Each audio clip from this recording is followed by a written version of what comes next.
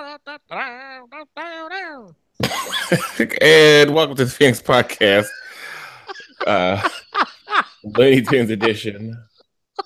This is the tag team back again. Shaq and Reckon, let's begin. Party on, party people, let me hear some noise. DC's in the house, jump for joy. This is the whole secretary. Ladies and gentlemen, the dynamic. Rappers don't say derriere no more. That's a shame. That's a fucking shame. Yeah, it's a cockamamie bullshit. See, I learned that word from you, cockamamie bullshit. You're welcome. Thank you. You have the podcast champions, tag team champions, Chris and Phoenix here. Drew's somewhere stuffing his face full of food, and Tristan's on sabbatical. Yeah, Drew's eating chicken stuffed with donuts, and Tristan's washing his hair with empanadas. Which sounds which sounds weird to say, seeing as how I'm the one with the most fucking hair, and I'm not washing my hair tonight. It's because I did it already. You know what I'm saying? I already did all my self-care. That's called adulting. That's what we call adulting. Yeah, wash your hair, kids. Yeah, you don't want the dandruffs. Yeah, multiples. Multiple roughs. Yeah. So let's get the rhetoric out of the way. You can send us an email at feedback@thephoenixpodcast.com or leave us a voicemail at 678-753-5144. That's 678-753-5144. So yeah, Chris, just the whole brain fart thing going on. I'm tired. Yeah, it's all right. We are 2 weeks as of today away from Xbox One X. It's a great time to be alive. Midgets. What a time to be alive. Yes, midgets are what? No? Little people. We can't call them midgets. No. Okay. I've been banned from saying the M word. Okay. Well, the mini-me's of the world. Yeah, that shouldn't be problematic. That should be fine. Nothing wrong with that. Look, we're part 2 of the problematic sub shop, right? The doors are back open. They let us back in the door. More meat. Feed me more. Drew's not here. Oh, good point. Well, he's probably at an all-you-can-eat buffet at the moment, so there's that. So last episode we talked about Telltale and the Batmans. Did you play episode 2? Yes, I actually finished it not too long ago. I was playing it on my day off on Monday, and I was really getting into it. And then because I was so fucking exhausted, I started falling asleep. And not trust me, this has no bearing on the game itself. I was just totally drained. And because my sisters were in town this past weekend, so I had like a lot to drink. But yeah, that game, I was, there's so much action by the time you get to episode 2 of season 2 when you're meeting up with Bane, Freeze, Harley, and the Joker, or John Doe as we're calling him now. Like it's and the way they, I want to say designed, I was gonna say anime, but that's not right. The way they designed the characters, all the DC villains in this, fucking phenomenal. Freeze looks very good. This is like the best looking Mr. Freeze I've ever seen, to me personally. I'm glad he doesn't have a fucking gun, truth be told. I'm so happy he has no gun. The gauntlet thing that he's using, to me, seems very him. It seems really appropriate, Well, let's dissect this a bit, because spoiler alert for anyone who hasn't played this game. We're going into spoiler territory. Yeah. One of my favorite moments there's plenty of them, but let's start with my first one, was when you meet Harley outside of the bar in the car, that John Doe, and I love the fact they call him John Doe, because we don't know the Joker's real name. Yeah, nobody does. It's still it's under much speculation throughout the comic book community for years, decades, even. So yeah, I like the fact that Telltale's sticking with that. Yeah, that's good. My favorite part was you meet Harley, and she's already like this badass, and you can tell she one doesn't trust Wayne's motives yet, and she's trying to pinpoint where he is, and it's almost to the point where she's trying to pit John and Bruce against each other, and kind of like what you said last episode. And I'm kind of curious to see where you think about it now. The impression that I got is she's trying to, at least towards the end of it, she's trying to drag something out of John that we know is inevitably coming. Are you still getting that? Yeah, I'm especially the way I played it. Yeah, it's that's still coming. She's still trying to make him basically turn him into the Joker. So here's my one question. When you had the choice to fight with Bane or Harley, who'd you choose and why? I already have a feeling I know who you chose, but who'd you choose and why? I chose Bane, but Oh, really? that was by accident. I need to go play that over because I accident like that was a total fucking accident. I did not want to fight with Bane. I wanted to fight with Harley because I thought fighting with Harley would see this. It's the same way I made the choices I made in season one. Everything I did led up to me forcing Harvey to become Two Face. You know what I'm saying? So I feel like the more I interact with Harley, the quicker John will become the Joker. You know what I mean? Mm-hmm. So that's why I try to do as much kind of like, you know, like feeding into her bullshit and trying to get under John's skin a little bit, but still at the same time trying to remain his pal. It's really weird how I'm playing it because usually I make up my mind when I play these Telltale games in the beginning whether I'm going to play this game straight or I'm going to play it like an asshole. And for the most part, in season two for Batman, you can't really play it like an asshole all the time. Sometimes the choices they give you are just like either docile or straight up. They don't give you like a lot of asshole choices. Most of the time they would just like that would be the one off on B. But they don't even give you a lot of asshole choices anymore.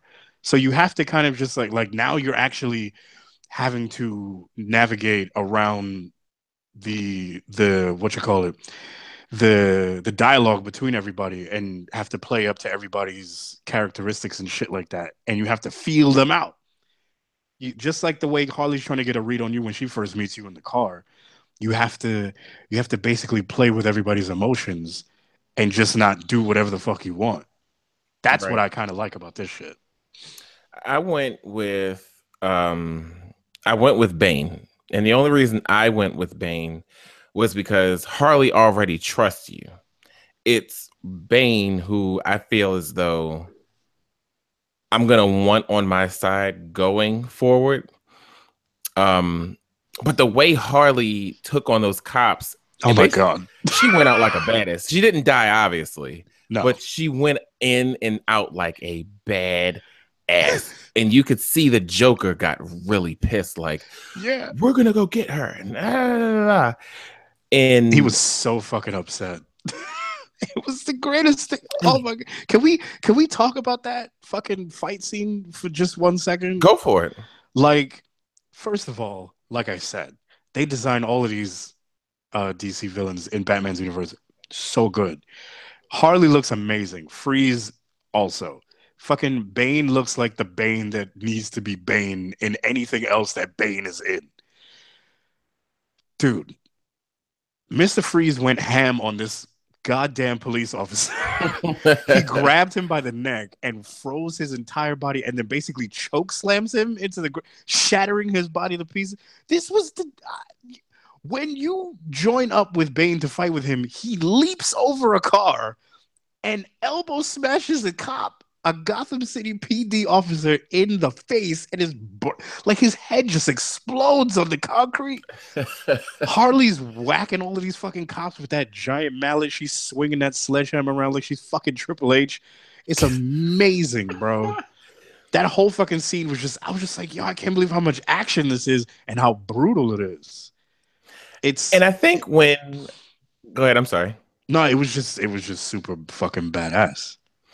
I think when I first called you, this, oh my God, like a couple months ago when this first came out, the first episode, Yeah, yeah. and me and you had the as we like to dub it, our podcast conversations over the phone. Yeah.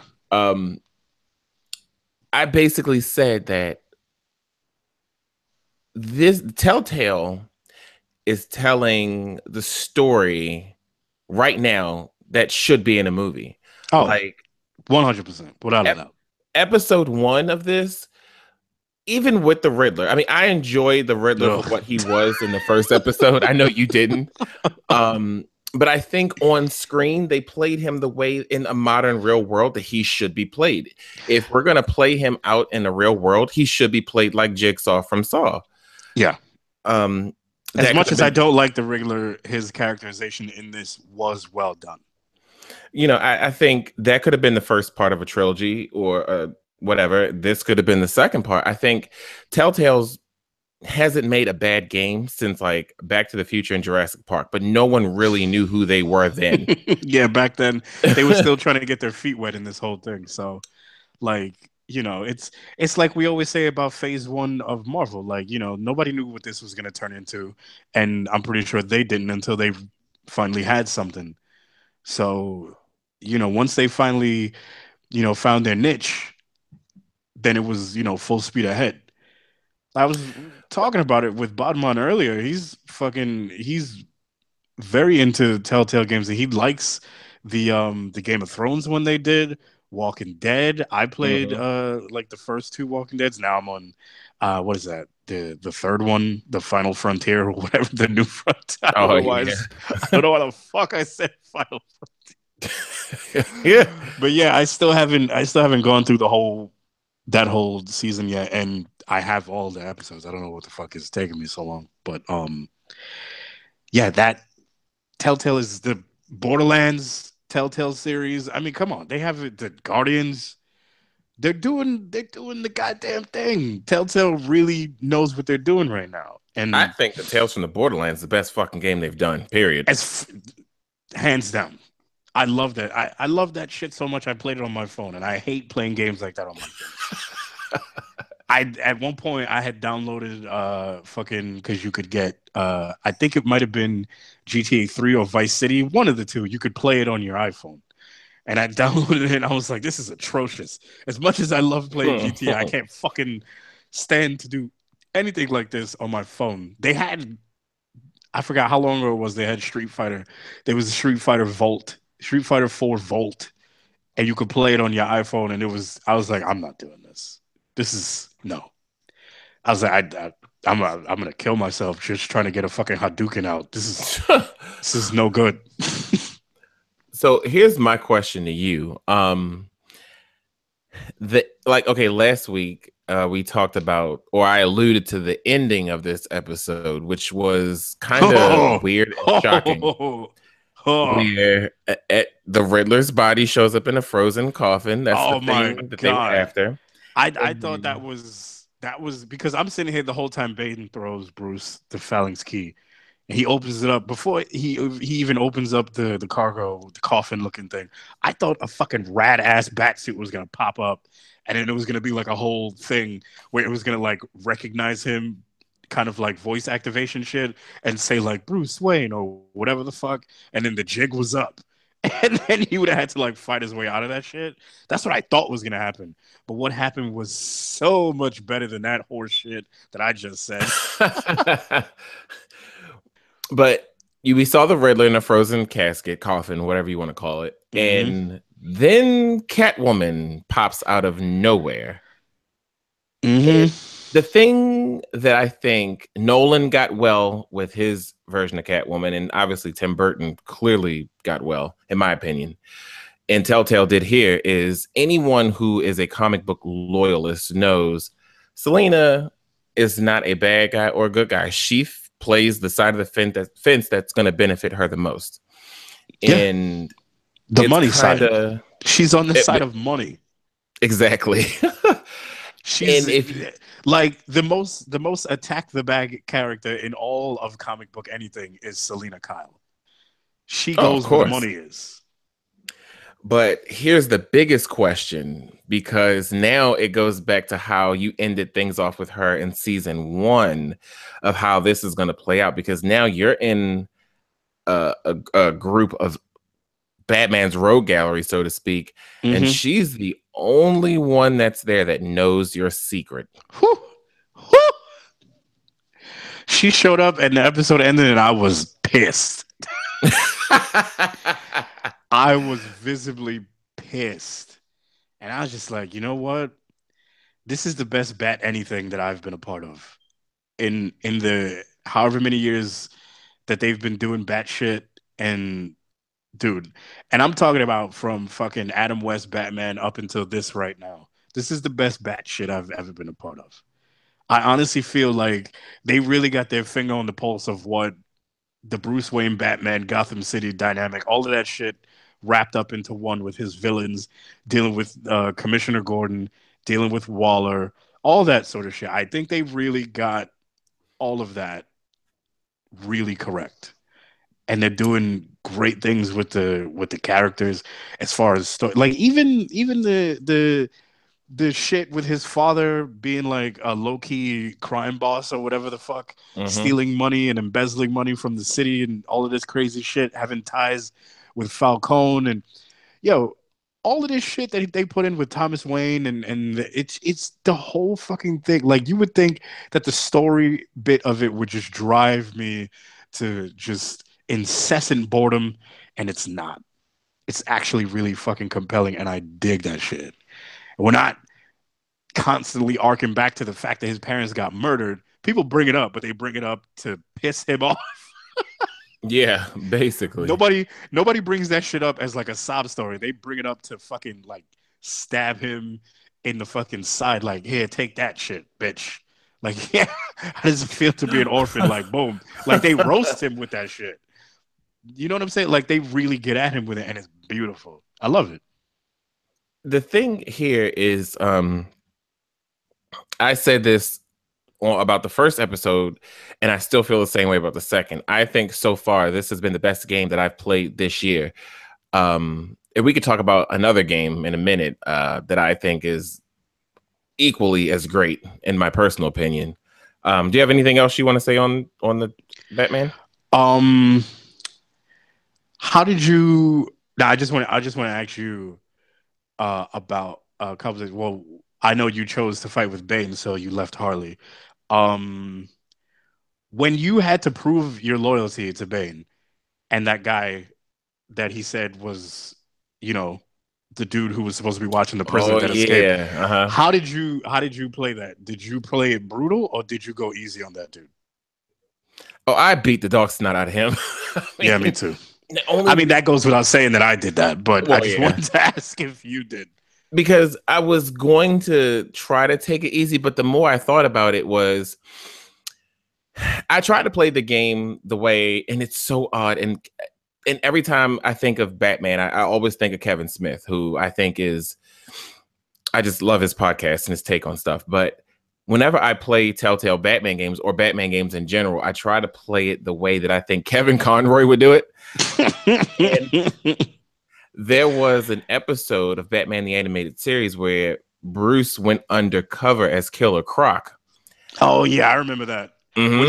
When they were all sitting around having that almost got him conversation. Yeah, and they were all sitting around playing poker, telling stories about how they almost got Batman, and then and then Bruce Wayne as fucking Killer Croc. Well, he was in his Batman fucking gear, but he was, masquerading as Killer Croc at that moment where he was like, "It's my go."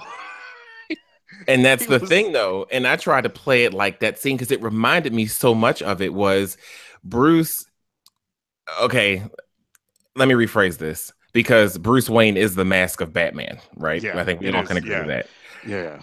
Batman in that scenario, and if anyone's watched animated series or even know anything about Batman lore, Batman has gone to some dark places throughout his entire run, different versions, even in the animated series. So I was like, well, in order to prove himself, he's undercover, essentially. He has to gain their trust. What would he do in that situation? He will fuck this guy up, but not to the point where he's going to kill him. Yeah. He will do what it takes to make it believable. Yeah, I played it fucking smart. And I don't want to do that. I want to cause the most anarchy I can.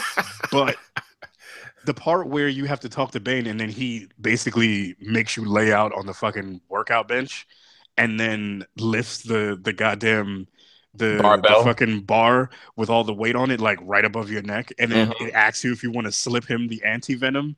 I didn't even do that shit, bro. Cause I was like, I'm gonna get caught and I'm gonna die, and then they're just gonna make me do this over again. So I was like, fuck that shit. I'm not gonna risk it. Like I played that shit really smart, and I never play games smart. I play games loud. I just I just do whatever the fuck I want, and if I don't succeed, I'll just do it again. But the only game that I play smart are Metal Gear games. Everything else I just play loud. I don't give a fuck. And that's interesting you say that. Side tangent, if anyone has PlayStation, I don't know why you would, but if anyone has PlayStation, right now, Metal Gear 5 Phantom Pain is free for games with wow, games with gold. Look at that. Um, PlayStation Plus this month. So PlayStation Plus. PlayStation Plus. What there was another decision in this game. Oh, okay. Here's a question for you. Did you decide to keep Gordon in the loop or Amanda? Amanda. See, I went with Gordon. Yeah, when they tallied up the percentage for people who did that, I was in the lower percentile. most Yeah, I did most see people that. chose Gordon. It was like 15% chose Amanda. Yeah, I was in that 15%. I am the 15%.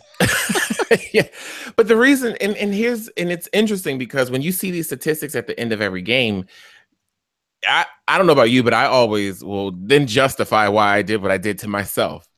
And Yeah, because I'm looking, and then when I see people's choice, and I'm like, why would you fucking do that?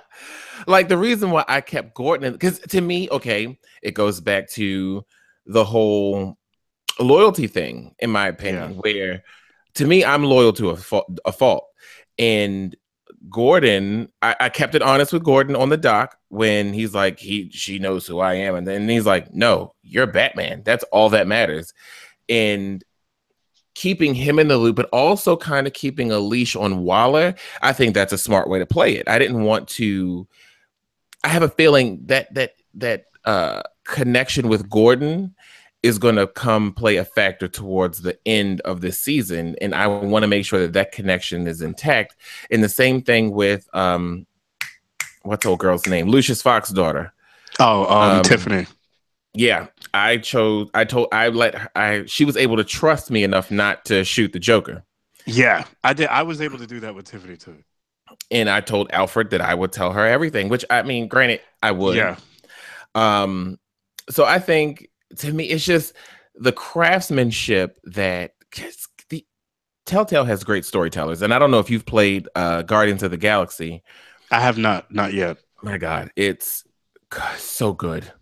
So good. But this is like the reason I kept Amanda in the loop is because like I'm weak, and anytime somebody knows a deep dark secret about me, I'll cave and do whatever you want until I get out of it. So when she basically dropped down on me and was like, "Yeah, I know who the fuck you are," Yeah. I was like, "Oh, okay, whatever you want, big black lady, let's do it." Plus, if I'm out, I don't want her fucking Dick Tits McGee ass agents trying to horn in on my action. I want to be able to control them. I want to keep them at arm's length so I can fucking watch all their movements and bullshit like that. I don't want her coming in with the sneaky sneaks and trying to Assassin's Creed my ass. I want to be able to see what the fuck she's doing because I mean she has a lot of resources in that fucking city and she can stop Gordon from doing certain things. So having Gordon on my side at this stage of the game doesn't really feel like, for me, would benefit. But like you said, it would probably benefit me to keep loyalty to Gordon in the long run. So I'm pretty sure I've made a huge mistake and it's going to fuck me up in episode 5. But whatever. But see, you get a taste of it in episode 2. Now, I don't know if it played out the same, but I'm sure it did because it's the main plot point. When you're Bruce and during the point where they're supposed to get this chest out of this police convoy, which you find out is the Riddler later on, she pulls all her forces back and she throws a monkey wrench in the plan. So yeah, she's not pissed me off. Right. And she's not being honest with you. You know what I mean? So it's like she's keeping you out of the loop and she knows everything about you. Why aren't you telling me? And I'm supposed to be, because really Bruce could have handled that himself as Batman. Yeah. I was so pissed when that happened. She was like, no, I'm pulling my agents out of there. It's not worth their lives. I was like, this fucking Monique in a Hillary Clinton power suit ass bitch. I was like, why the fuck would she do that? I was like, you gotta be fucking kidding me. I was like, now I have to beat these idiots up to save their lives. I was like, this is bullshit. I was like, Freeze already killed 2 of them, so it don't matter really. Basically. And Harley's over there playing whack-a-mole with these assholes. Yeah. I was like, and fucking Bane is over here doing goddamn Macho Man Randy Savage. I was like, this shit is moot, what you just said, girl, because half of these bitches is dead. Basically. So again, I mean, for me, so far, again, this is possibly my favorite game of this year. Out of all the AAA title games that have come out, this indie game is my favorite game that I've played. I super dig it. Super dig it. And at the price point, you can't beat that. Oh yeah, you can't. It's like people who are like getting soft dicks about Cuphead because they're saying it's too hard. I'm like, the game is $20. Play the shit and beat it or never play it again. I don't care.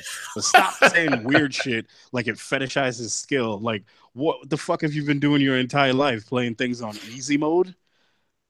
Yeah. Not to be like a horse's ass or nothing, but if you're a gamer, you're not playing everything on beginner, are you? Or are you? Like, what the fuck is your problem? Good point. Because y'all know me. If I get stuck on a game, I throw that bitch to the side for about 16 months and then come back to it. Yeah, but that's the thing. There's so many different avenues you can take to, get over a boss or a level or a puzzle or any situation you're in the game. They got YouTube. They got fucking, you can ask a friend. You can phone a friend in. They got goddamn Reddit subreddits. They got PlayStation Share, IGN articles. Yeah, like you can do so many goddamn things to figure something out rather than complaining about it on your ratty ass blog and saying weird shit like the game fetishizes skill. Guess what, Junior? All video games fetishize skill because you need skill to beat games. Get good, bitch. What? You $5 broke bitch. I think I'm sorry, that was funny. And I'm only gonna spend maybe. All the dudes gonna post bullshit like that, Jackie Chan. I hate you so much right now. Oh fuck! I'm only gonna spend maybe about a minute on this. I think my favorite game that came out recently is South Park and the Fractured Butthole. What'd you say? Is that what it's called? Is it and the Fractured Butthole? I think it's South Park, the Fractured Butthole. Yeah, I think it's just South Park Fractured Butthole because you have to say it like the double entendre. Oh yeah, it is. See, look at me. Brooks app. So you're this game is just the greatest fucking thing in the world. Like, and I don't like turn-based games. I fucking hate them with an ungodly bridled passion. And I mean, that's how most of us came up with them fucking Final Fantasy Chrono Trigger ass things. My first Final Fantasy game I've ever played What was the final what? My first Final Fantasy game. Final Sex Fantasy. What was that? Final Sex Fantasy. I believe you're talking about The Sims. Yes, bring your chocobo. Bleep block block and blip. The first Final Fantasy game I played was Final Fantasy X, and that was on PlayStation 2. You talking about Titus? Yep, with Titus and the underwater soccer bullshit. And Waka with his dumbass accent, his bullshit language. I hate that fucking game. Yeah. I mean, I don't hate it, but I don't. No, I don't really rank it in like a top 5 Final Fantasy games. But then again, I stopped playing sort of after 10 anyway. Well, yeah, good point. But the South Park game, if you are a fan of any of the comedy that South Park has ever produced in its entire life, this game is for you. They did a recent episode where they made fun of DC and Marvel, and I told you to watch it. I haven't seen that. You need to watch it. I'm sorry. Yeah. where they were taking massive shots, and it leads in from that episode, but it also picks up right where the last game, Stick of Truth, left off. I'm not going to really go into it because a lot of the opening is spoiler, and it's kind of play the game and you'll see why I'm loving it so much. Do they still have that offer? If you buy it, you get Stick of Truth for free or whatever? Yes, that offer is valid until January of next year, I believe. Okay, I'm just gonna go ahead and get it then. Yeah. So I guess, look, enough about that. And then we played for Le Chanel. I want to do a stream on that, actually. I want to sit down for maybe like a good day and do a complete stream on that. You should. Tristan did some. But you know, with his, you know, ailment of being wacky. It's also true. It's also true. Since we're on the realm of comic books, The Punisher finally got a release date. Oh, does it ever? Do you want to know the plans for Comic-Con, or do you want me not to tell you what those plans were? You mean what was going to happen before they canceled it because of the Las Vegas tragedy? Yep. Would you like to know? Yeah, sure. Go ahead. Because I'm having a good day, so I might as well be upset. Yeah. Well, due to the horrific events that did happen in Las Vegas, the Comic-Con Punisher panel, which was going to be nothing but Punisher, they were going to show us the first episode.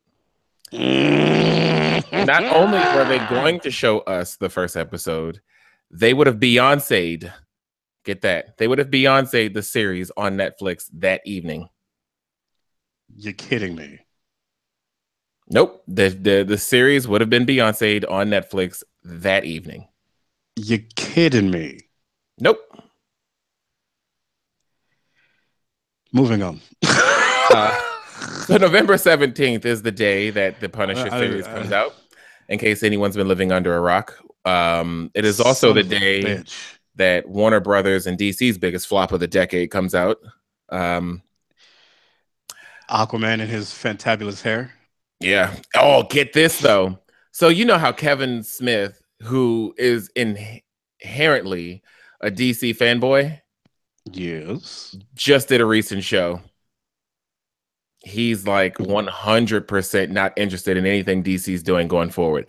If you have Kevin Smith saying this publicly, we have an issue. The dude who was championing that Superman with Nick Cage. Oh, yeah, basically. And his good friend Batfleck. Yeah. Oof. I gotta watch. I gotta listen to this show. I'll send you the link. It's the latest Fat Man on Batman podcast. That's what the name of it's called. Fat Man on Batman. And we're not talking about Drew. You know. But yeah, I'm excited for Punisher. Me and the missus took the day off. We're gonna have taco lasagna. Ooh. And some beer and fire up the big TV and watch some Franks. Oh, we're gonna watch some Frank. Yeah. gonna pay homage. Yeah. Yes. And just rocking Punisher gear in the house, and you know what I'm saying? Skulls everywhere, you know, for the sacrifice. Yeah. But for the culture. And then yeah, it's just like I just wanted a day, you know, set aside for that, because I feel like I've been waiting my whole life for this. Because nothing against Thomas Jane and his Punisher, because I mean it was cool for what it was, but it left much to be desired. Not even gonna talk about that Dolph Lundgren shit. When Jon Bernthal stepped into the role and stepped onto the scene in Daredevil 2, season 2, as the Punisher, it fucking relit the spark for my love of Frank.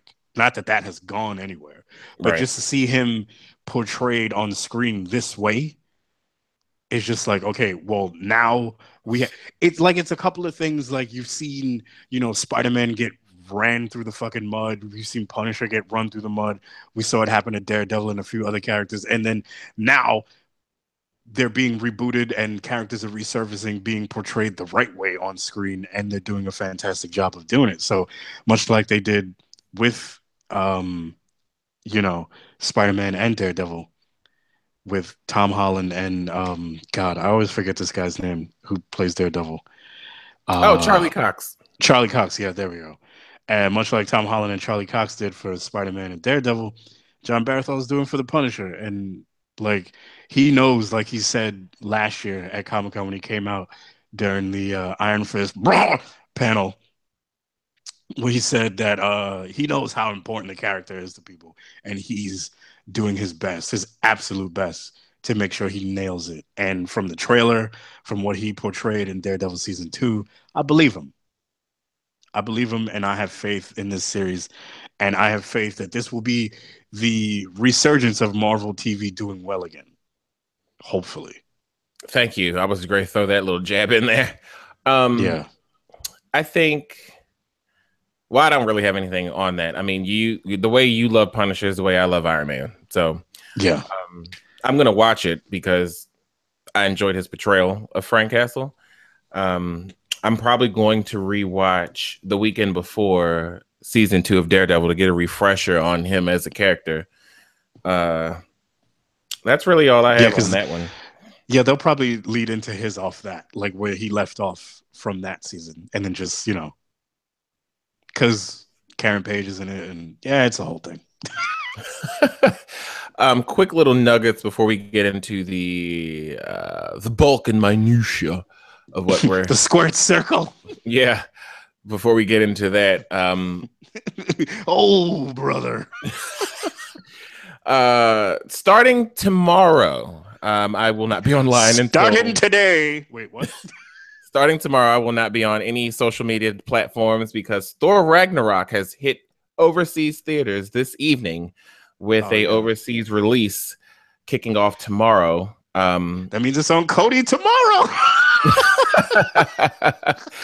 um, Thor is projected to do between 90 and 100 million in North America, which is good because the last two Thors, the first one debuted at 65, the second one over probably like 85 and 0.6 or something like that. So it's been getting great reviews. I've only read one non-spoiler review. Yeah, I mean, with the Hulk and what you call it, Hela and Valkyrie as selling points, I mean, it can only double those numbers as far as I'm concerned. I mean, they at least gonna get the one $15 for it. guy. So The one guy who went to the premiere, whose reviews I absolutely trust because he doesn't spoil anything. He puts a spoiler review out maybe like 2 days after the film comes out. mm-hmm. He basically said this is the most fun he's had in a Marvel movie since the original Guardians of the Galaxy. Wow, And that says a lot. it does. I mean, the thing that people have been, the fanboys have been saying about this portrayal of the Thor Ragnarok story, which clearly it is not. The Thor Ragnarok comic book story is too dark for Marvel to put on TV. I mean, the film. Exactly. I mean, you already knew where I was going with that because they're like, oh, this is supposed to be like the end of the world type, end of days kind of like. This isn't supposed to be funny space, blah blah blah blah blah. It's like, yeah, motherfucker, we know what it's supposed to be. We all read the shit. We all knew what Civil War was supposed to be, but it wasn't that either, and it still came out rad as fuck. So shut the fuck up. You still gonna give them your money. But if you knew the director's style of directing, you knew what you were walking into. You know what I mean? Like, I just think that's an interesting. I mean, come on, bro. These people, they love to just complain about anything, but you know, as well as I know, what this is leading into. Exactly. So, number one, it has to end in space, first and foremost. It has to. There's no other way for that shit to end. It either ends in space or it ends from them leaving Asgard to space or something like that. But it has to end in space because we know what this and the next Marvel movie after that, Black Panther, leads up to. So there's no ifs, ands, or buts about it. whether you want it to end in space or not, whether you want this to be the end of days Ragnarok that you got in the comic, which it is clearly not going to be. I mean, there will be shades of that. Obviously, when Hela comes to fucking Asgard and lays it to waste, clearly there will be shades of it. But it won't be exactly that because it's fucking dark as hell. Like, you know Marvel's tone. Don't start getting uppity about the shit now. Fucking dickhead. But let this sink in. Do you want Tony Stark to go back to how he was with, Monster in a Bottle when he was throwing up in the Mark II and killing people? That's not gonna happen. Hello, the mouse runs the fucking house. So let's go down this road. We're less than 200 days away from Infinity War. Okay, let that sink into your fucking brain. Let me just. All right, it's in my toes right now, so it's gonna make its way up. It's ascending. Yeah. All right, I got it. Okay, it's sunken. It's in the sunken place now. Wunderbar. Let me just tap my teaspoon against this cup. Okay. So I think we're done with actually, no, one last thing, and I texted you about this earlier today. One more thing. Yeah, I'm pulling a Drew today. Ham hocks. Ham hock turkey Nick. Beans, green, potato. You name. You know that meme is good. You know that meme is coming back around because Thanksgiving is. Oh my god. That meme is gonna make the rounds this year again. Because there's not what else can beat that for Thanksgiving. Anyone that puts that on my timeline's getting blocked. I'm just putting it out there right the fuck down. 100%. It was confirmed today that, and it's so funny, we talked about this last week too. Confirmed today, X-23 is getting her own film. James Mangold is writing the script. Why do you keep saying his name Mangold? I can't. Is it Mangold? Magold? Isn't it Manigold or Mangold or something like this? You're saying Mangold like he died. James Mann, and we're just going to put it there. James M. is writing the script. He directed Logan, which got great praise from many of the folks. I'm not one of them. I am. I think I will get the film on 4K Blu-ray on Black Friday because it is his last outing as the Claude X-Men, as Wolverine. Yes, the guy who is best at what he does, and what he does is not very nice. So that's exciting. I mean, Hugh Jackman literally gave his life for that fucking role. Show some goddamn respect. Played that fucking character in 9 movies and played the hell out of it too. I'm not complaining. And to think, Bryan Singer, none of those movies except 2, but still. Hold up. Which ones did I like? X2 clearly I think is my favorite of all of them. Yeah. I mean, especially out of the first trilogy, X2 pound for pound is the best. Don't even get me started on that third one. Whew. Yeah, let's. What a stinkeroo. I think as a starting point, I fucking Frasier, really. I enjoyed First Class for what that was. Yeah. Days of Futures Past, I wasn't high on, but I wasn't mad about either. Apocalypse, let's not even talk about that bullshit. Made a living on train for 16 months. Did you hear the rumor? What happened? That apparently in X-Men Dark Phoenix, yeah. Let this really get ready to piss you off. Ever since Marvel Studios confirmed that the Skrull are coming to the MCU, there's a heavy rumor going around now. No. Do you know where I'm going with this? They can't put the Skrulls in that. That's the running rumor. They cannot put the Skrulls in that. The Skrulls have nothing to do with the X-Men. Trust me, I know. I mean, not that they have nothing to do with them, but their main shit has nothing to do with them. You know what I'm saying? But I think that's a villain that is shared by both Marvel and Fox because they both share the Watchers.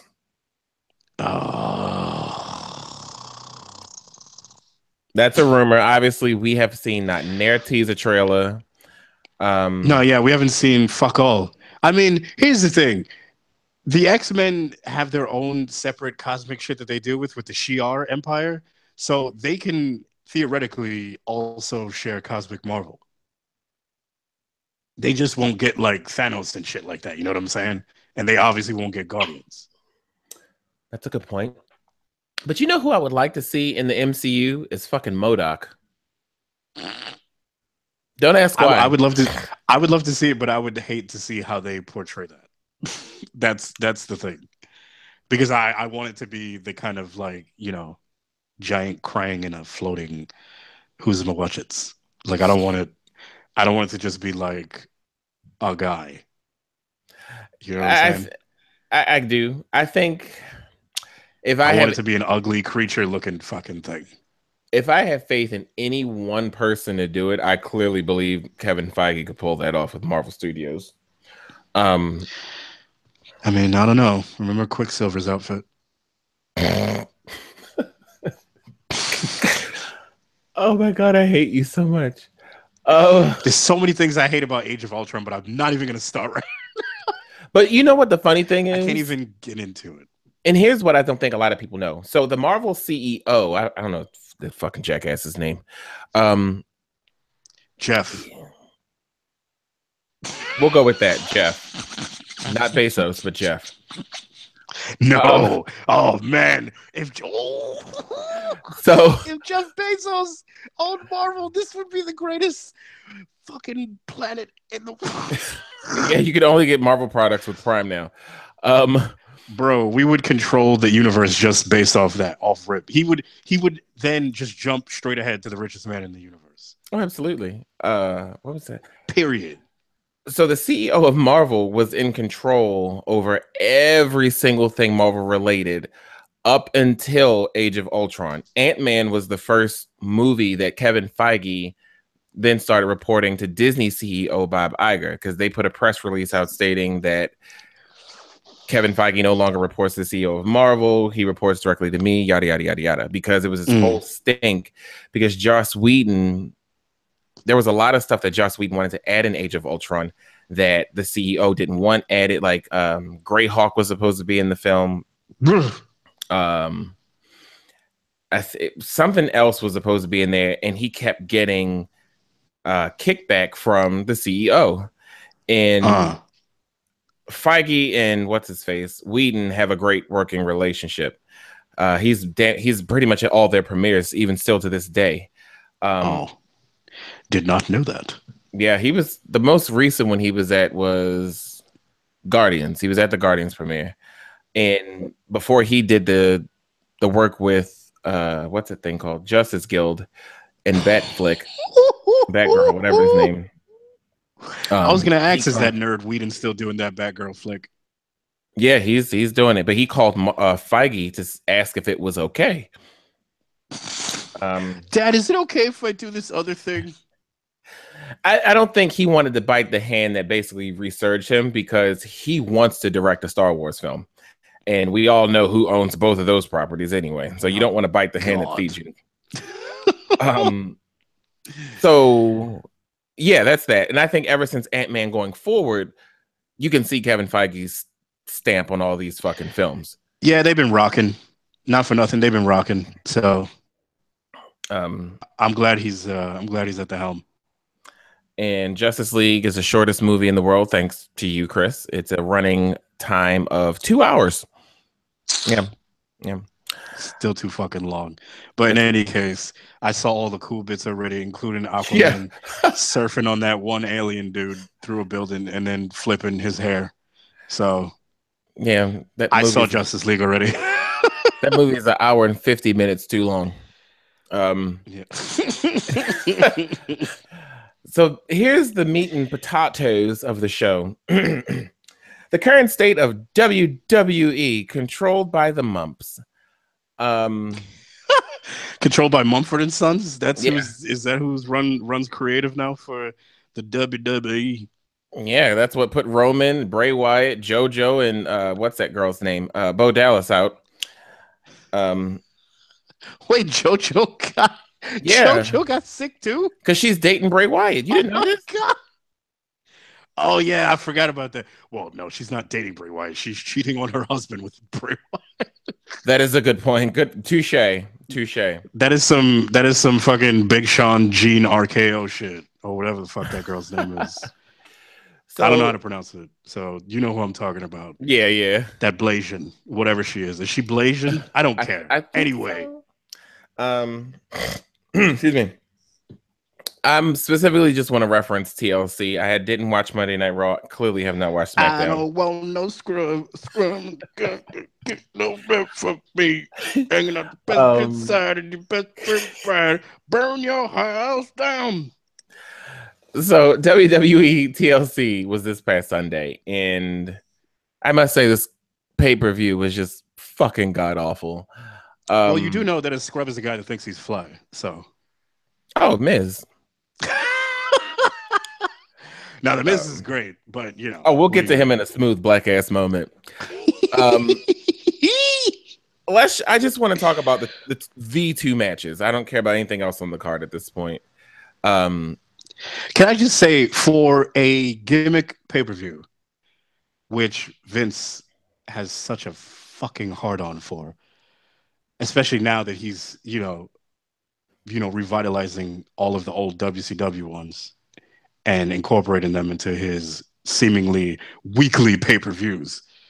For a gimmick pay-per-view, especially named TLC Tables, Ladders, and Chairs, for you guys to only have one match that incorporates the titular of the goddamn thing, like the titular gimmick should be spread out throughout the entire pay-per-view, not just in the main event. Like, what the fuck? I gotta wait 2.5 hours just to see tables, ladders, and chairs. Oh my! Back in the day, it was like every other match had that shit. Like, they need to give that shit to SmackDown so they can do something with it. Okay. Samesies. Yeah, thank you. I had to sneeze.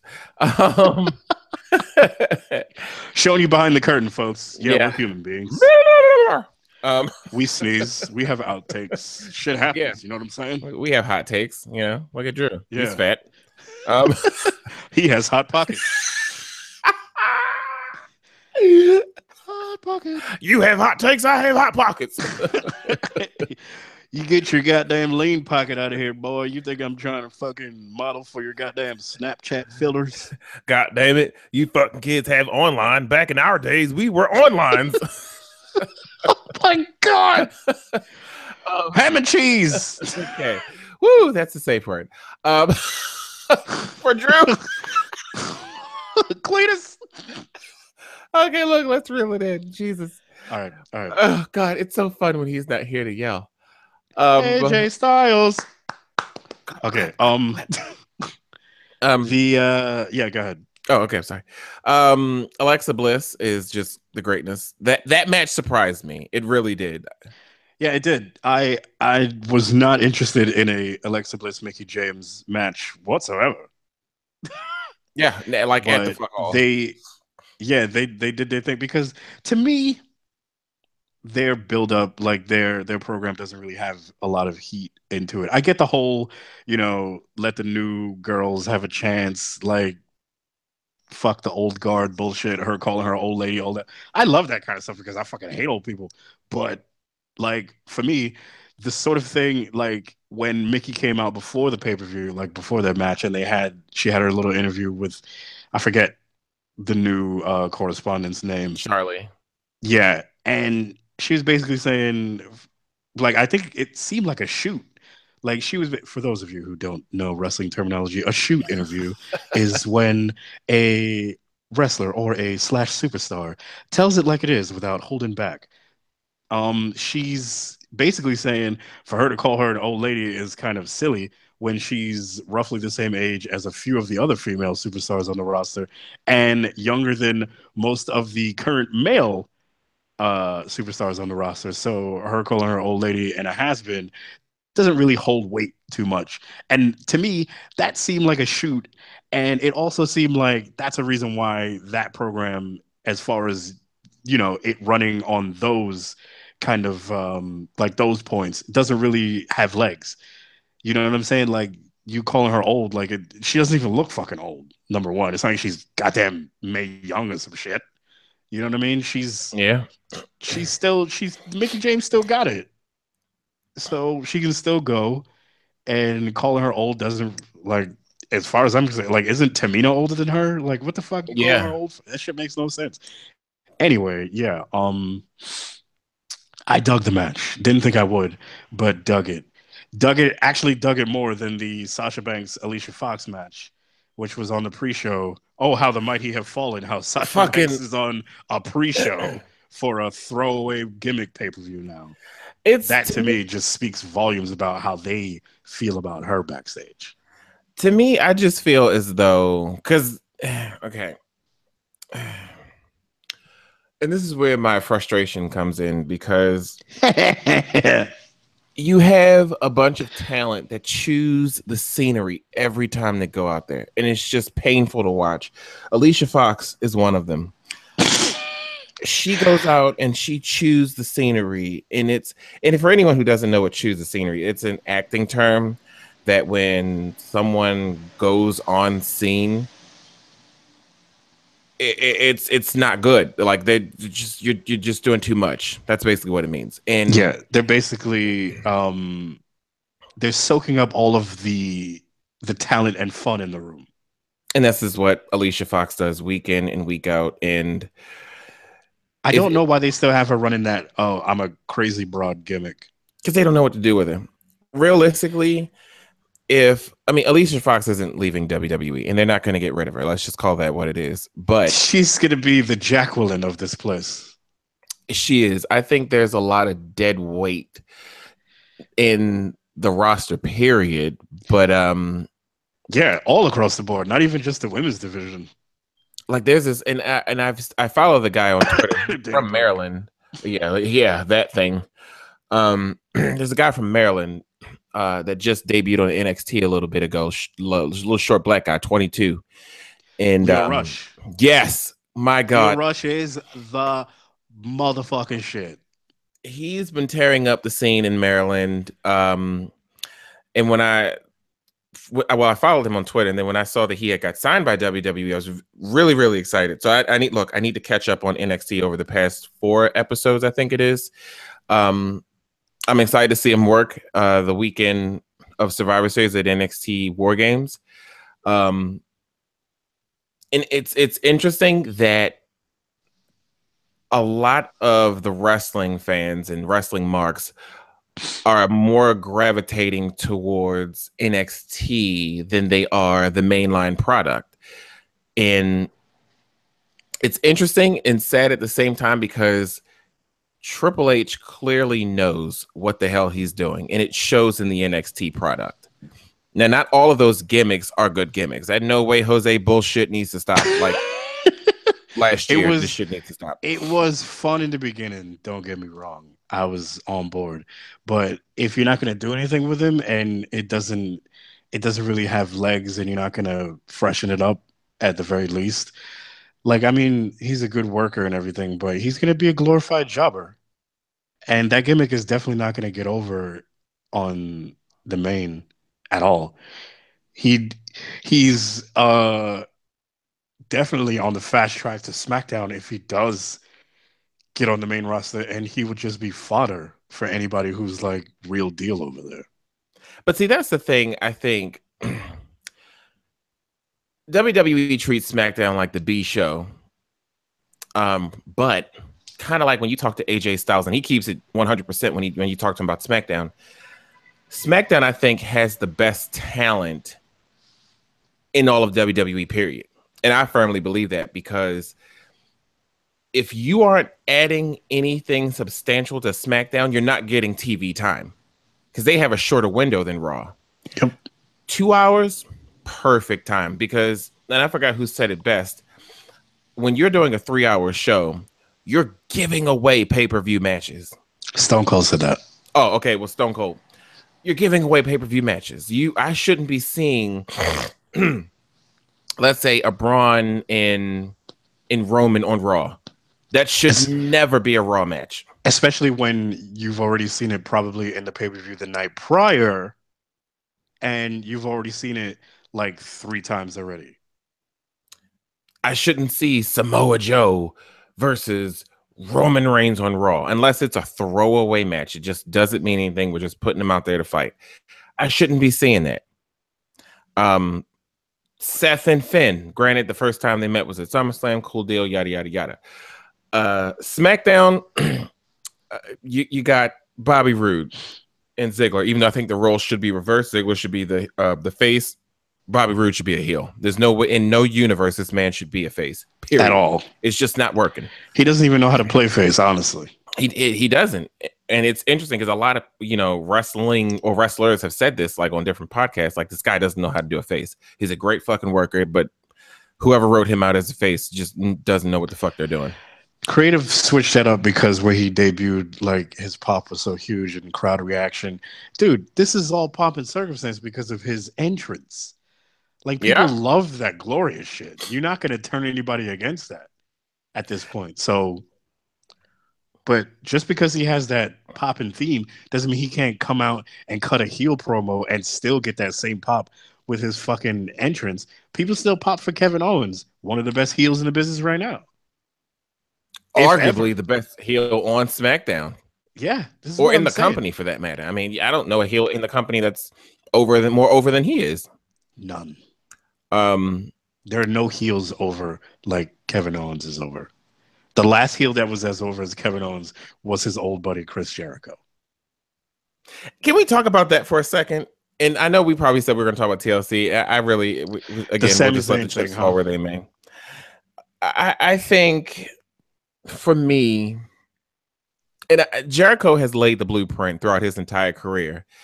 And when you look at his career, even up to his last run, my God, that man knows how to reinvent himself every time he comes back. Every single time. Like, not this last time, but the time before when he came back and was coming to the ring, getting ready to cut a promo and would just like run around the ring and then leave. Mm-hmm. He garnered heat for it. And it was heat that he was like, yeah, when I did that, he's like, I wanted to be a heel. He's like, you get more creative freedom doing that. And he's like, people are excited to see me. But when I come out and I don't do anything, you hate me because you want me to do, you want to get a reaction. The list thing, my God, was that the greatest goddamn thing I've seen in decades from them? The best. It was genius. And he made it work for him. He incorporated it into everything. Backstage segments, in-ring promos. He would do that shit in the match. And then it became something that he could use as a foreign object during matches to make, do typical heel tactics. It's like the guy knows what he's doing. He's not he's not some new cop to the force. This ain't his first rodeo. Guy's been all over the world. Do you know what I mean? In various companies, all the 3 major product companies. So, but you got to remember this too, though. Jericho comes from the old school of wrestling, where the Bobby Heenan days, as I like to call it. Yeah. And a lot of these guys that are there now, it's like you're going off of what these writers are telling you to do. And I'm sorry, if I know, and I have to equate this to football, if I know every single week is me auditioning to come back the following week to play, to start, I'm going to take a lot of this shit in my own hands. Because once you have a live mic in my hand, it's at the point where you better pray I stick to the script you gave me. This is what I'm saying. Everything don't got to be a pipe bomb, but you have a hot mic. You got a hot mic. This can literally go any way you want it to. You're in the ring or you are backstage, wherever they have you, and you have a hot mic on live television, bro, you could command so much power at that moment. You could either make or break your career if you wanted to. If you really had it in you, you could make that leap. You could go from a jobber to a superstar overnight. It could work for you.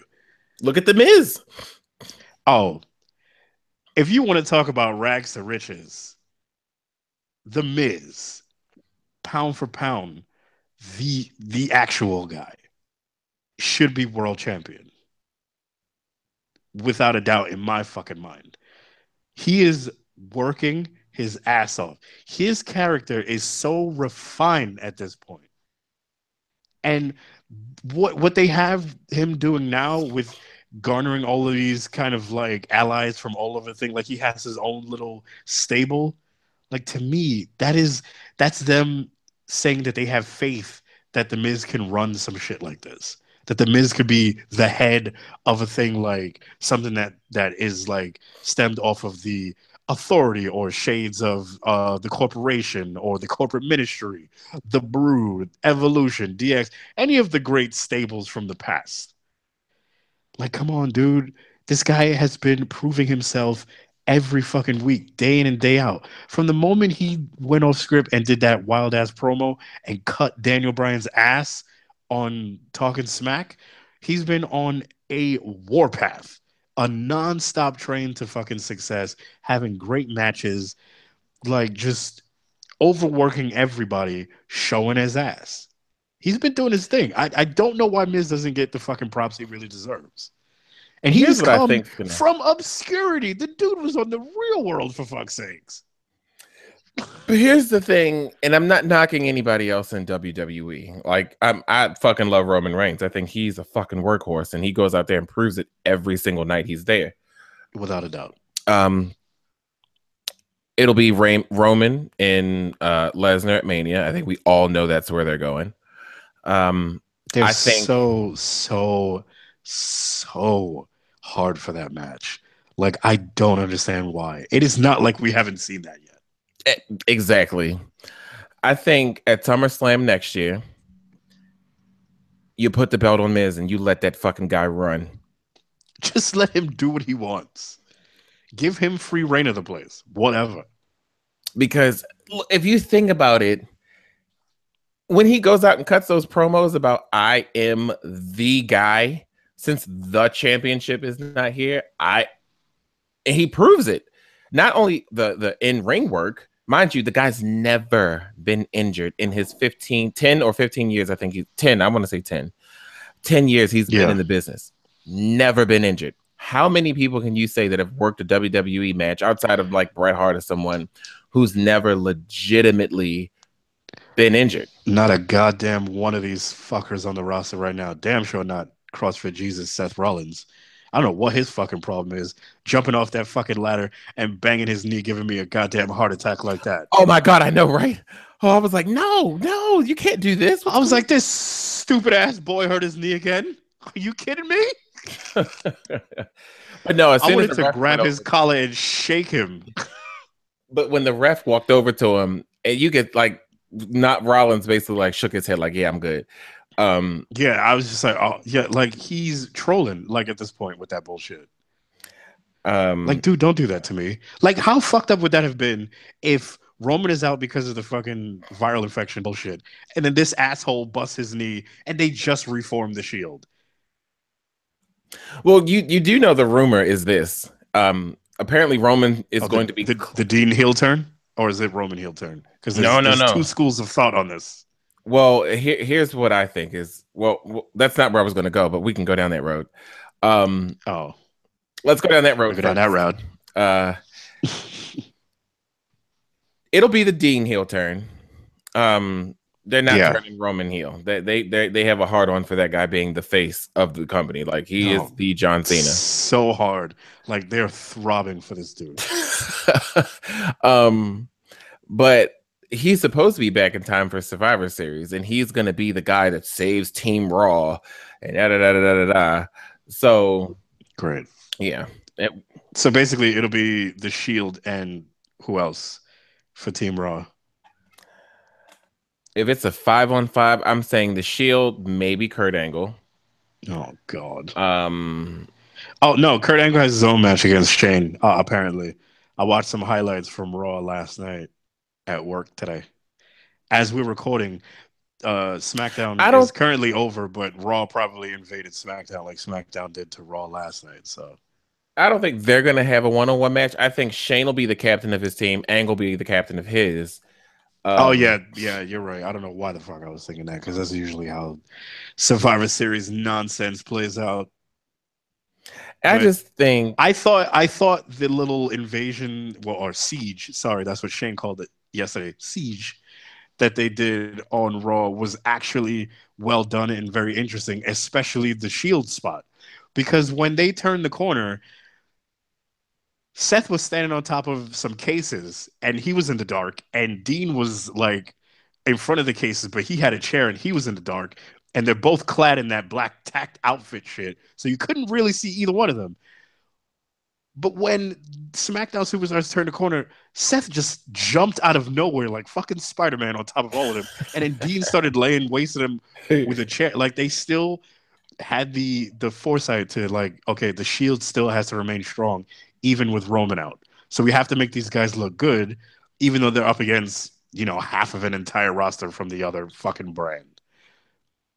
And they still look strong.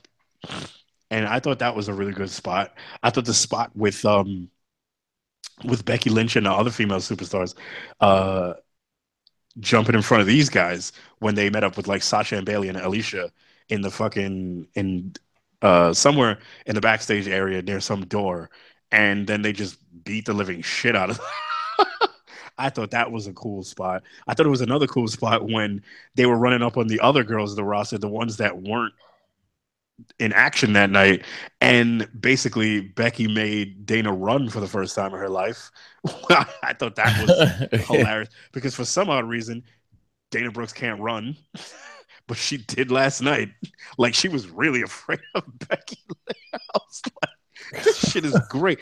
And let me just give a quick shout out to Becky Lynch for being the female superstar workhorse over there on SmackDown on the Blue brand because she, even though not in the title picture or anything like that, still going out there, still making it happen and having great matches and still staying in shape and having fun and doing what she basically came there to do. Like not at all. Well, I don't know if she's frustrated with her like her place in line for a title shot or anything like that, but I know she's still enjoying herself and working hard and putting in the work and doing everything because God knows with people like Carmelo on the roster and having Lana in matches, that shit kind of like it makes what you do look like, you know what I mean? I mean, I'm all for the women's revolution. I don't know why the fuck they keep calling it that. Like we have so many women in the roster now. Like we had 3 women's matches on the TLC pay-per-view. Like there's enough to go around now. The revolution is over. You guys are here now. Stop calling it that. no, it's not here until they're in an elimination chamber. Yeah. I mean, we already got table matches. Like Alexa Bliss and Becky Lynch had that table match last year when Alexa first got called up and she was on SmackDown. Um, they've done a bunch of Hell in the Cells already with the ladies. I know Sasha and Charlotte had one. Um, yeah, why not do Elimination Chamber? Make a fucking an all female superstar Royal Rumble. Why the fuck not? you you got all of these women from NXT, and then you have a lot of those women that came in for the Mae Young Classic that got signed. So let's do it. Yeah. Let's just fucking do it. And now we have Asuka for fuck's sake. Uh, I'm not gonna say I don't like her on Raw. I don't either. And somebody tweeted something that I was also afraid of when I knew that she was being called up. They basically are making her be a female Tajiri. Like Asuka has a lot of passion and a lot of showmanship when she's in the ring, but she doesn't just like scream all the fucking time. You know what I mean? Mm-hmm. And she's more than just like kicks and brutality. She has personality. She has a vast array of moves and things that she can do in the ring. She's somewhat of a genius in the ring. I don't think I'm boasting when I say this. Like she knows what she's doing in that squared circle. So to have her come out and just basically drag that match with Emma, it seemed silly to me. It I th- seemed it seemed like they didn't really play to her strength, which is something that I feel like was a mistake not putting the title on somebody believable like a Mickey James, like a Nia Jax for when Asuka comes for this title. Because if Alexa Bliss still has this title, when Asuka gets a title shot, this looks wrong. I'll say this. I think Asuka's going to get the shot at Mania, but what I think is going to happen is Alexa's going to lose that title before the Rumble or at the Rumble. She'll get the rematch at the following pay-per-view, and Asuka will at Mania get her shot.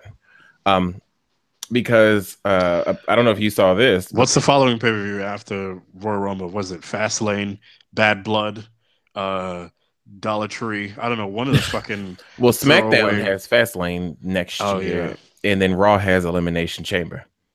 Oh, is it Backlash, Payback? Something stupid. Pendulum twist. I don't know if you saw the reports that Paige had ran into a fan at the airport, and the fan asked, like, well, when are you coming back? And she told the person next month. Did this fan happen to be Alberto Del Rio? Or I don't know. I mean, I'm ready to see Paige in a WWE ring again. Was it a real person? Was it a... No, it was video. That was actual video. All right. And the rumor is she's going through the SmackDown brand, which...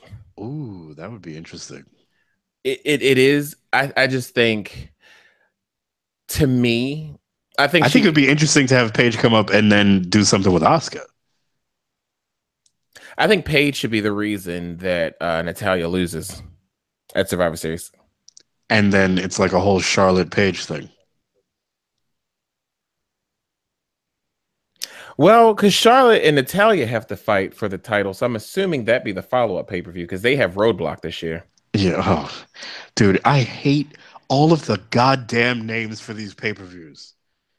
And don't even get me started on that new Great Balls of Fire shit. I hope we never get that again. You know they got sued for that? Oh, because of the song? Yeah, they got sued because whoever wrote that song owns all of that. Even because they used the tune for the fucking the trailer for it.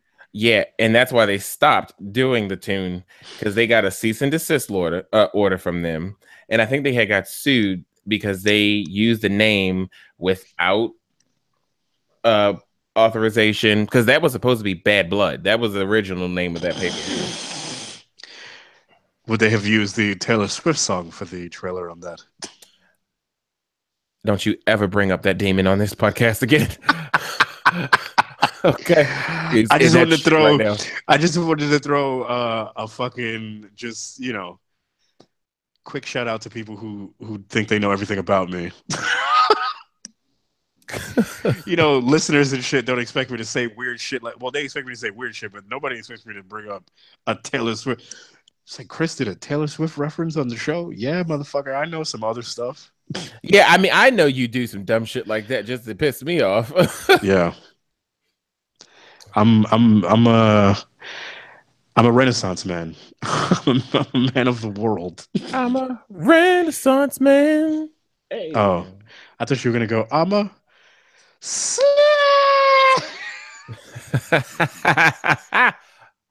See, kids, I know a bunch of weird shit.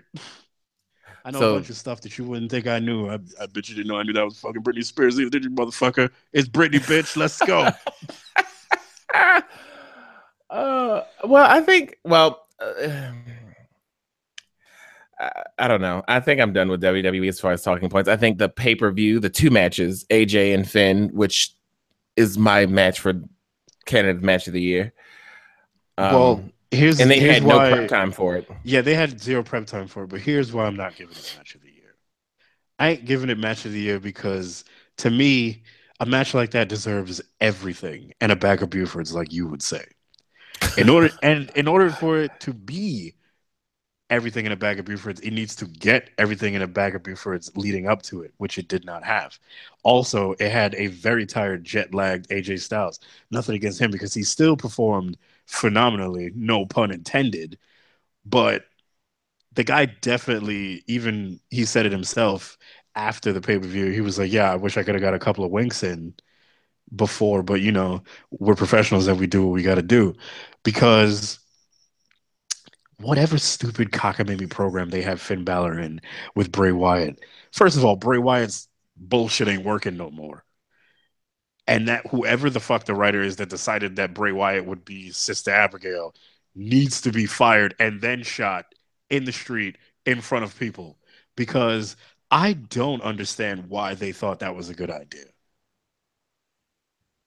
There's no reason for some shit like that to happen. You have had how many decades of dealing with a character like The Undertaker? You can't come up with some cool shit for a character like Bray Wyatt to do?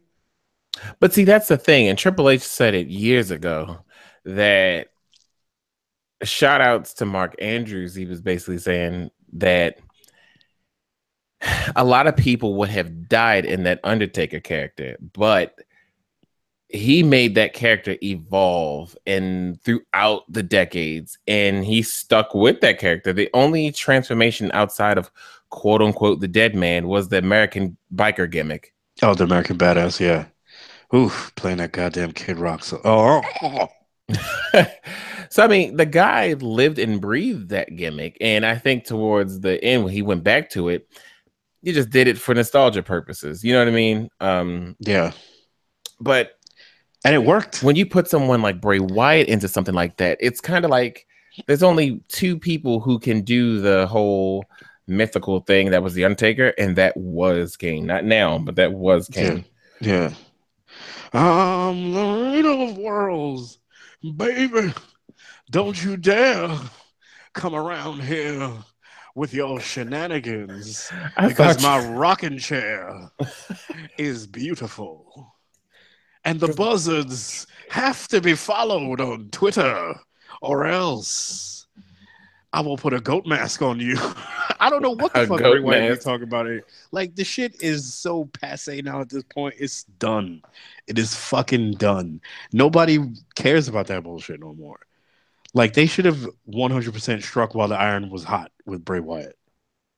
When he had the Wyatt family and everybody had the fucking their phones up and their lighters out and all of that shit when the lights would go out and then the music with the smoke and the mist and all, like, they should have struck when that shit was at its peak with the kids and the singing and the goat masks and fucking Rowan and Harper and all of that crazy shit. And then they brought Braun in.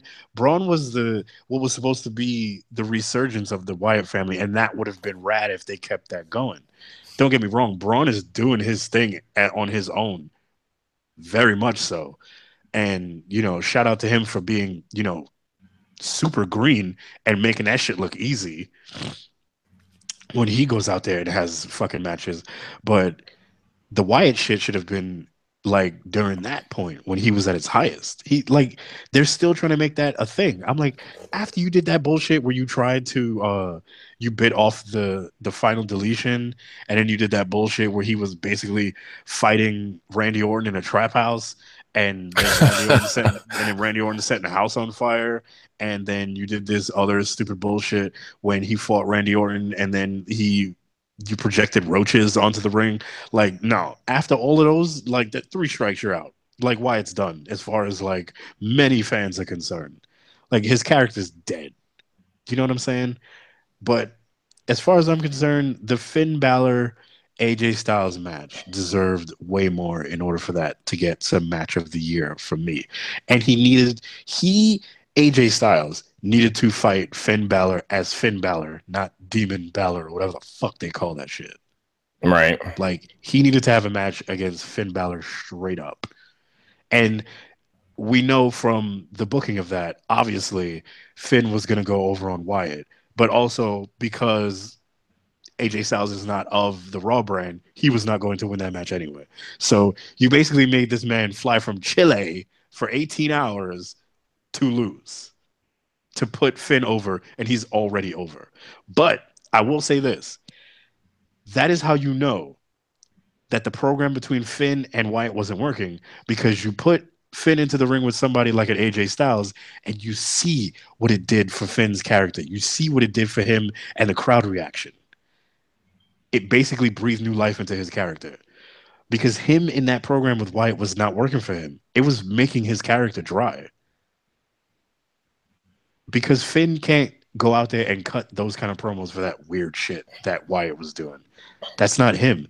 You have Finn come out as himself and then proclaim that the Demon King or the Demon Prince or whatever is going to fight Bray Wyatt and shit like that. Like that doesn't work. You know what I mean? You can't have him be like, two characters like that. You know what I mean? Sting was Sting and Sting was Sting.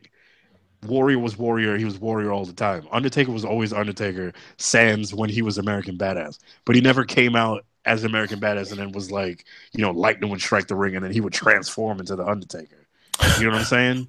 Like, it just was what it fucking was. You can't do that shit. You know what I mean? It doesn't work. Like, I get Finn's obsession with the, latex face painted cosplay shit that he likes to do. I get it. You know what I mean? But I don't know, working that into his character as a side gimmick for matches, for me, doesn't really do anything. Because he doesn't and they always try to play I'm up to I'm it like 100% agreeing.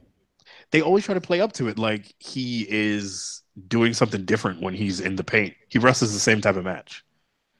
He literally shows no extra brutality. He does nothing extra crazy when he has the face paint. He does absolutely nothing different and match it, and he wrestles the same match with or without the fucking paint on. So why do you reference him being the Demon King when he's going to fight matches against people? And in the promo, you say, "Well, you're not going to face regular Finn Balor this time. You're facing What the fuck does it matter? Oh, because this time when we lock up, I'm going to get paint on my body because that's the only difference. You know what I'm saying? It makes for a cooler entrance, I guess. Like you put on that fake dread cap instead of coming out in your, T-Bird's leather jacket. Like, what the fuck is there's no difference in the way he wrestles in paint versus no paint. So they need to cut that. It's not working. The Bray Wyatt shit ain't working. The Demon King shit ain't working. Most of the things that's going on Raw ain't working. So, yeah, I don't know. Do you want to talk about Angle's return to the ring? Not really. It wasn't I just want, anything spectacular. It protected him the whole match, literally. yeah, and I really enjoy what Miz said prior to the match, where again sounded like he was shooting. How when it was announced that Angle was taking Roman's place, it became all about him. The goddamn package before the match was just about Kurt Angle. He had nothing to do with the actual program between the Shield and the Miztourage, the Bar, Kane, and Braun Strowman. Nothing. Absolute. Kurt Angle had nothing to do with it. Yet the entire package before that match was him. Just because it was announced that he was taking Roman's place, and ESPN picked up on it. That's why and I'm gonna stop talking about wrestling at this point because I feel like we're about to wrap up soon anyway. um, that goes to show you that the company is more focused on the entertainment value of it and everything that goes into the company outside of wrestling than they are about the actual wrestling in the product itself. Because once like reputable sports publications got wind of Kurt Angle returning to the ring, it became a media blitz. And that's what the match turned into. And they were doing that so they put more eyes on the product. More eyes on the product means more people tune in, which means, more chance of people buying the network, which in turn, bigger bags. That's all it is. It's what the company is now. And I'm not shaming them for it. I'm not hating them for it because at the end of the day, you got to keep the fucking lights on. But that is the reason why most of the writing and the wrestling has become piss poor because that's not where the focus is anymore. The focus isn't on character. The focus isn't on like dope promos and, fantastic matches and putting on, classic 5-star matches and shit like that. It's not what it's about anymore. It's about selling t-shirts. It's about selling plushies. It's about getting people to buy the WWE network to make sure that people tune in to story time and ride along and whatever the fuck else they got on the network that nobody goddamn watches. Table for Three is good. I watch those sometimes. I really like Table for Three because I like what superstars have to say outside of, you know, the actual wrestling business and what they have to say about the wrestling business, like off the cuff shit. Especially when Mhm. it's guys like like a Kevin Nash or maybe a Mean Gene, or even when you know they had some of the Godfather was on there once. Like when they have sort of past superstars and even some of the current superstars go in and just talk about. They had what was it? They had Charlotte, Natalia, and Tamina do one, and that was really interesting. That was cool. Um, it's it's one of the better shows, and it's just like, but that's what they're selling. They ain't selling you wrestling no more. They sell you TV shows, TV shows and T-shirts. That's what the fucking slogan should be. Well, I mean, that, like I said, to me, I just, well, Yeah, I mean, you can hear it from the way we talk. Like I don't watch the weekly programming anymore. I'll tune into NXT when I can, if I can. If not, I'll just catch it the next day because it's on the network. exactly. So Like I watch NXT tomorrow at work from like the past couple of weeks and get caught up yeah, for like 4 hours of work. I'm fairly caught up. I only missed last week, and then I have to watch tomorrow, so I'm good. They're doing really good things with a lot of the characters they got over there, and Leo Rush has already had some good matches. So I mean, I'm just waiting until Ricochet shows up so Phoenix can lose his fucking mind. I know, because the rumor is he's coming. Yeah, man, and you get and Leo Rush is basically like a mini Ricochet, and not for nothing, Ricochet is very happy and successful where he is doing what he's doing, and I commend him for that. But much like Gallows and Anderson when they finally came back to the WWE, Ricochet is going to get a little too weary for the constant, traveling of overseas. Going to be, closer to home. Plus, guy has a crib in Florida, so he's a shoe-in for NXT. Listen, the moment he shows up in NXT, which I'm going to assume is Rumble time because I think his contract expires at the end of this year. Probably. I'm ready. I'm ready for King Ricochet to show up.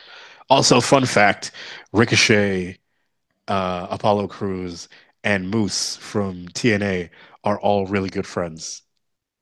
And this is And why we should make a stable.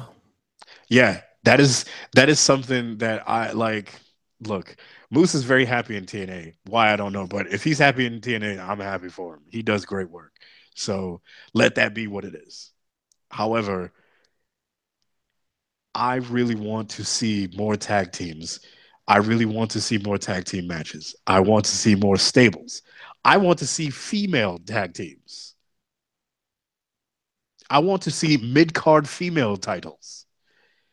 I want to see actual real characters and good programming in order for me to actually invest into that shit again because they have female mid card titles all over the world in different promotions, kids. You just don't know about them. They have trio titles for females in other promotions.